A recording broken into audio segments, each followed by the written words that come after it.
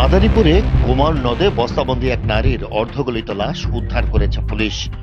মঙ্গলবার দুপুর 1টার দিকে সদর উপজেলার রাস্তি এলাকা থেকে লাশটি উদ্ধার করা হয়। তবে নিহতের পরিচয় এখনো শনাক্ত সম্ভব হয়নি। মাদারীপুরের পুলিশ সুপার মোহাম্মদ নাইমুল হাসান জানান, রাস্তি এলাকায় কুমার নদে বস্তাবন্দি একটি লাশ দেখতে পেয়ে থানা পুলিশকে খবর দেয় স্থানীয়রা। পরে সদর মডেল থানা পুলিশ ঘটনাস্থলে গিয়ে অর্ধগলিত নারীর লাশটি উদ্ধার করে। পরিচয় শনাক্তের জন্য নৌ পুলিশ ও সিআইডিকে খবর দেয়া হয়েছে।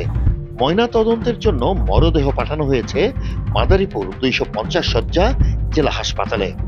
এ ব্যাপারে নেওয়া হচ্ছে প্রয়োজনীয় আইনগত ব্যবস্থা।